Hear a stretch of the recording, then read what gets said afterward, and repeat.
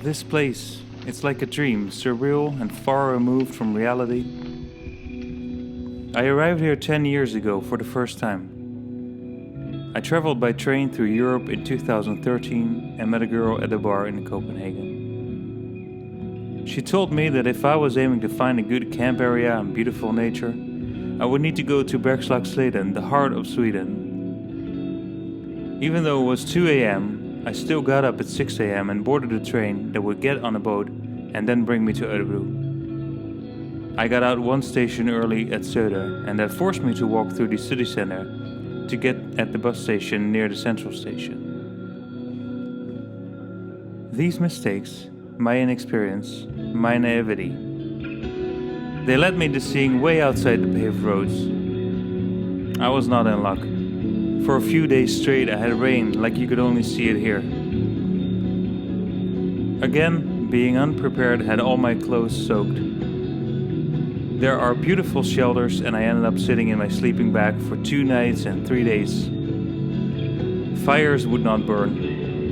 Q-Teen84 by Haruki Murakami was finished. I had only my thoughts for that time. I would only sleep and think.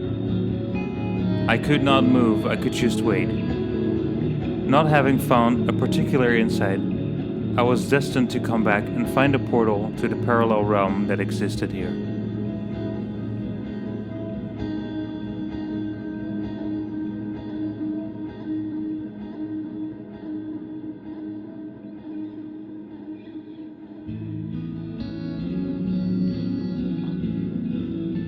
I came back in 2015 to write my thesis on free play and I got involved with the art school. I ran an ultra marathon, I started my first music project, and I met people that had a vision. People that were not always excelling, but they were all growing. There were ugly moments, there were awkward moments, and there were beautiful moments. We sat in the art school long after school hours, minutes before the doors would lock and the alarm would go on. There was a certain urgency that was so rare that we had to dig into it. After being a year back in my home country, we returned here to get the full program. It would not stop giving. We were the richest, wealthiest people on earth. Even when we had to go back to where we came from to refill our resources, it would not stop us from dreaming. Here is something that we had not touched before.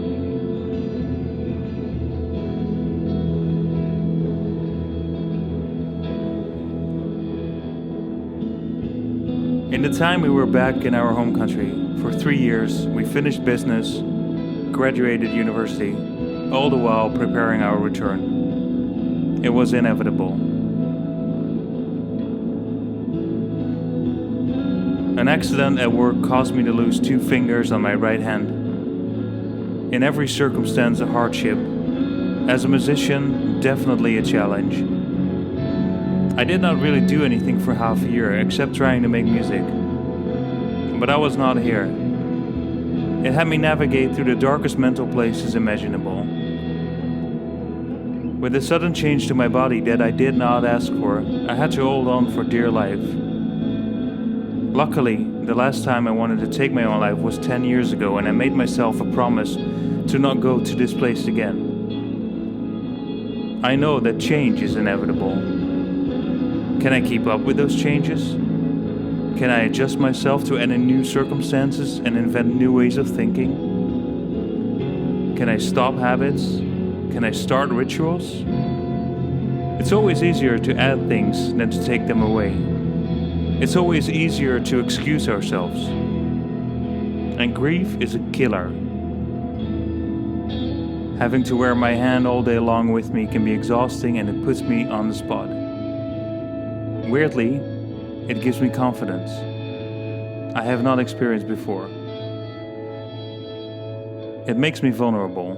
I cry more, I need more comfort and I need more tests of strength. I discovered new levels of existence. It has been exhausting and mostly intriguing.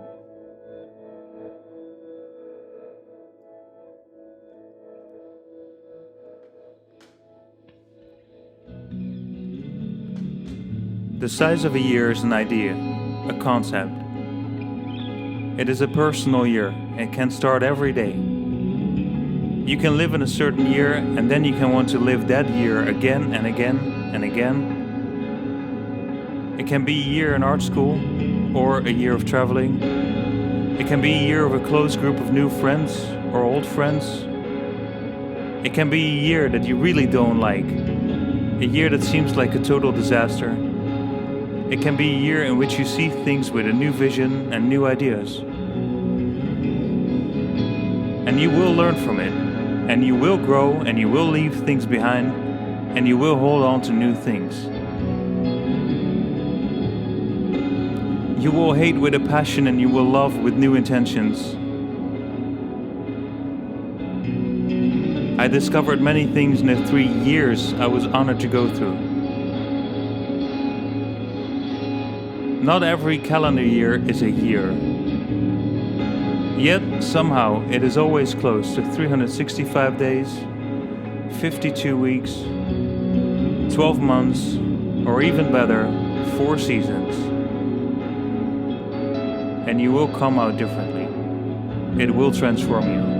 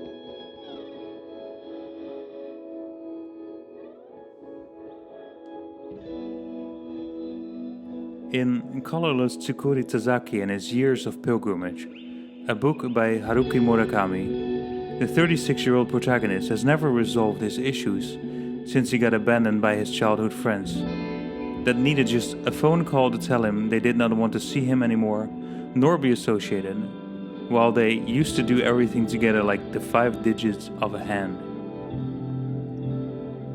It ends up with him going on a journey to discover what the initial cause was, to learn a lot about the world and himself through interactions, meeting new people and going through experiences.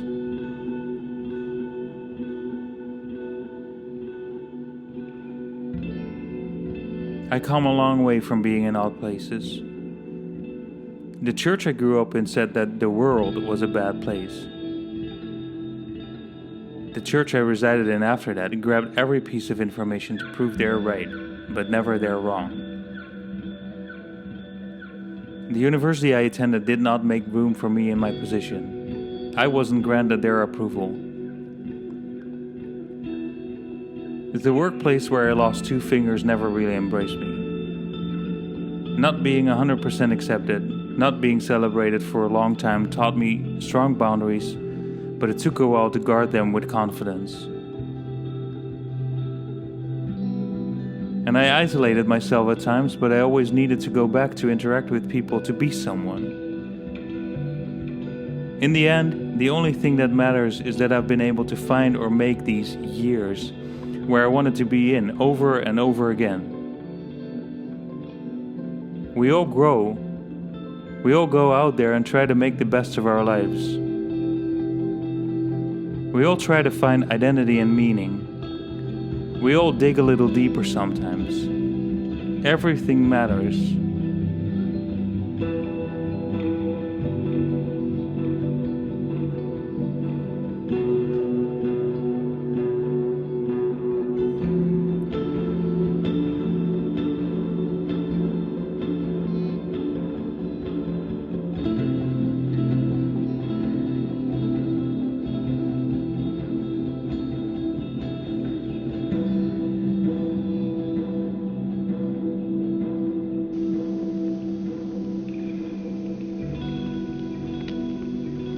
I sincerely hope that you are better every day. These are your pilgrimage years.